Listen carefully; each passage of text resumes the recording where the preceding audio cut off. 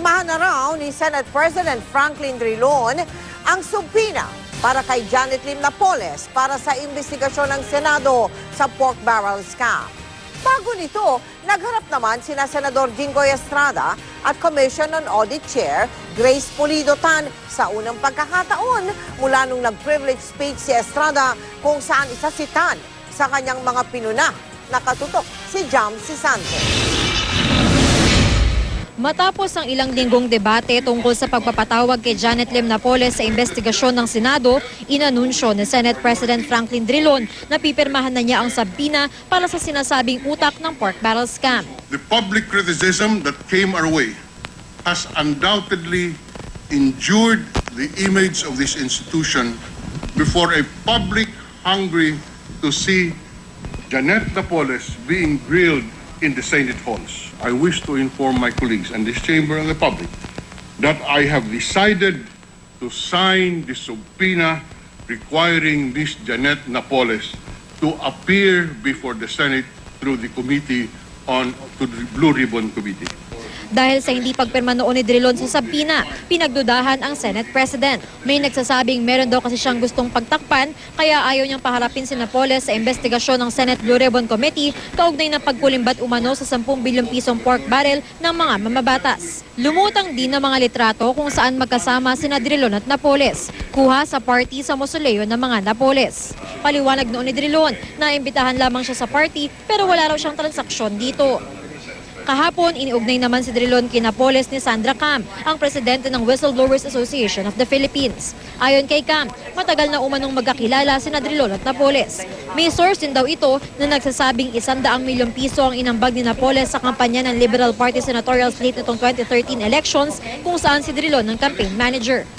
Nasa Senado kanina si Cam. Masaya ko na lumutang na si Mrs. Napoles para once and for all matapos itong mga agam-agam ng taong bayan. Tumangging magkomento si Drilon tungkol sa alegasyon ni Cam, pero sa kanyang privilege speech, idiniin niyang wala siyang pinagtatakpan. As former Secretary of Justice, I have always believed in the paramount pursuit of justice. I am therefore appalled that there are talks of a cover-up. Mr. President, I have never been a part of any cover-up. Hindi pa tiyak kung kailan haharap sa pagdinig si Napoles.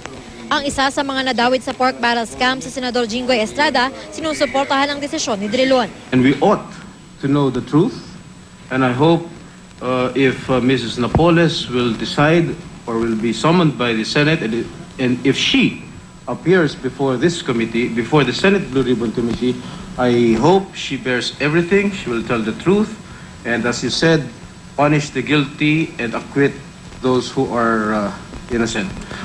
Bago nito, nagharap sa budget hearing kanina sina Estrada at Commission on Audit Chairman Grace Pulido Tan. Manatanda ang pinulaan ni Estrada ang COA chair dahil sa magpapalabas umano ng kulang na report tungkol sa paggamit ng pork barrel funds.